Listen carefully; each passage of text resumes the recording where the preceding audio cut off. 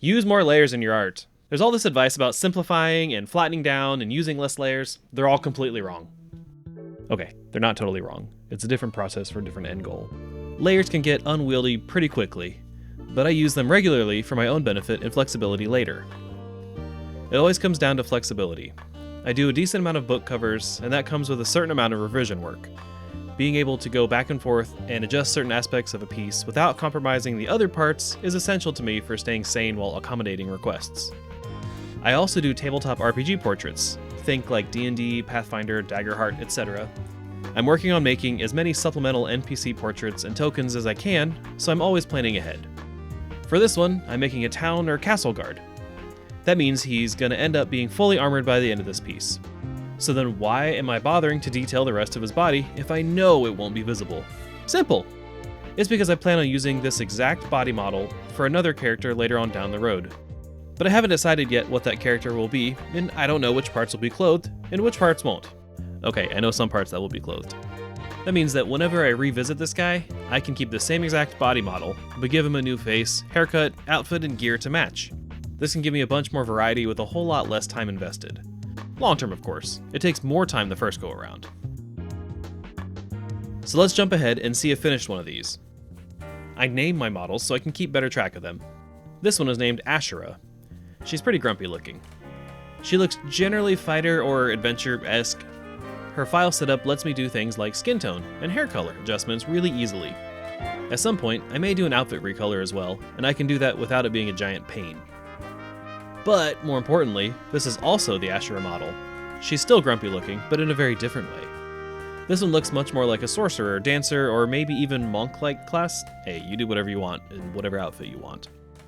That means I could also revisit this orc model named Corda and do a new outfit for a new class for her too.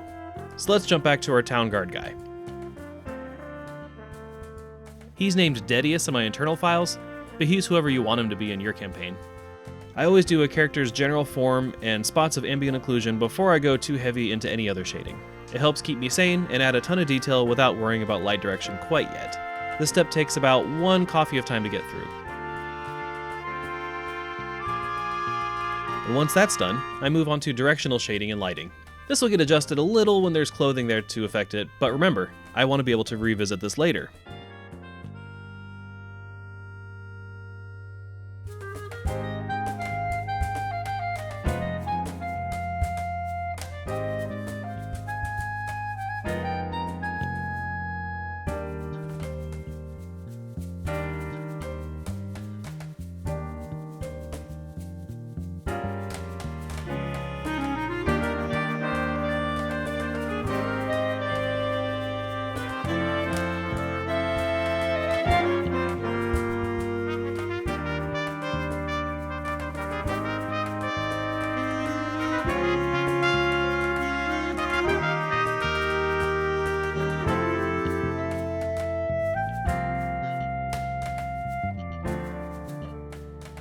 Speaking of clothing, let's add some!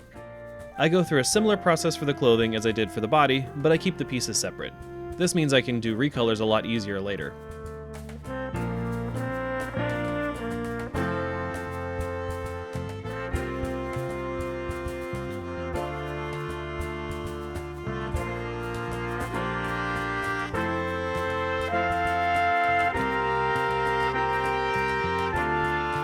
I also go back and adjust the shading and ambient occlusion of the body to account for changes from the clothing.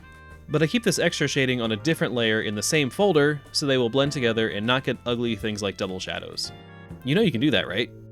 In Clip Studio Paint, which is what I'm using here, put multiple layers set to normal blend mode at 100% opacity in a folder. Then set your blend mode, like multiply, on the folder instead of the individual layers, and it will apply to the whole composite of the layers so they combine properly.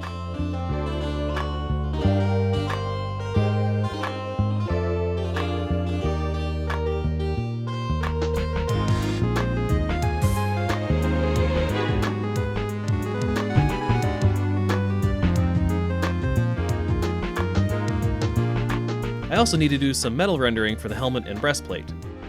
I'll remember to bring that helmet down later, but for now, enjoy seeing it floating on top of his hair. I actually just do a quick blobby painting of what would be reflected from around the environment over any reflective surfaces. In this case, it's a sky, some trees, and some buildings. Then I smudge it directionally along the surface of the object and go back over it and blend it with a blobby blend brush to help sell the textured metal look. Any dirt and shading goes on top of this to help sell the effect. I still do shade and light the clothing as a set though, because I'm not that much of a masochist. So when it's all done, can people tell it's actually trees that I painted? No, of course not, but it does make the metal look familiar and have believable properties. I also account for secondary light sources behind the guard like a torch or something. He's not actually in an environment, but I still want it to look nice, and a secondary color light source helps create some easy visual interest. A little bit of touch-up on some bounce lighting and texture work, and we're ready for some color variations. For this guy, I'm doing 2 skin tones and 12 hair colors. I try to cover most hair colors for these models, even the ones I think are possibly ridiculous, because that may be, for whatever reason, exactly what somebody else wants. And that takes us through the creation of one tabletop portrait with 24 small variations. I have a template file I place them in to make matching tokens for each of them as well. So you're running a D&D campaign and want to have more portrait and token variety, but don't want to use AI slop in your game. That's what these are for. I draw all of them in a style that would go well alongside official art from these major game companies, and I drop new ones every month on my Patreon for DMs to grab. Every month is a combination of completely new pieces along with variations on existing models. If that's your scene, you should give it a look. And for all you artists watching along, I hope you've enjoyed seeing my process for how I handle my art when I want to keep things pretty modular. It saved my butt on many occasions when changes were needed, and maybe this can help save your butt too.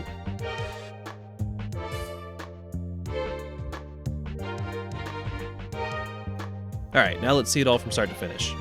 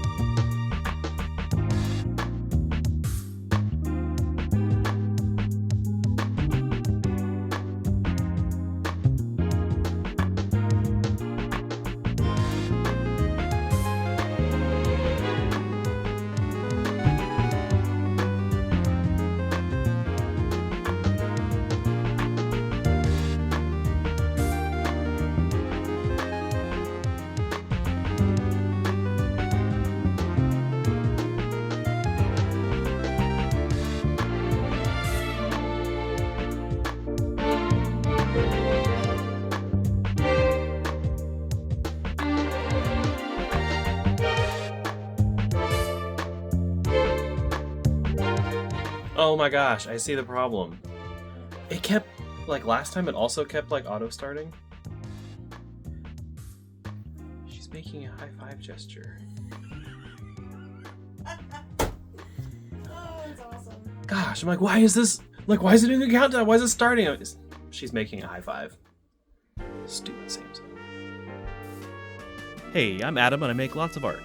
I usually draw fantasy art and book covers. My particular favorites are fairies and mermaids, though I've been dipping into witchy art a bit recently too. I just like magical stuff a lot. This is my first art YouTube video of many. I'm glad you got to see my start, and I hope you'll subscribe to get my channel going. On screen, you're seeing a bunch of my different pieces of art. Since I'm new to art YouTube, I thought I'd take a minute to share stuff and get people caught up a bit on the type of stuff I like to make. I've done work for things from children's book illustrations to novel book covers. I make tabletop RPG portraits and tokens, and I sell my original art at Ren fairs and conventions. I'm primarily a digital artist using Clip Studio Paint and occasionally Rebel, but I'd love to use this channel to explore other media as well. Let me know what you thought of my first go at this stuff and what stuff you'd like to see on here. I look forward to next time. Go subscribe!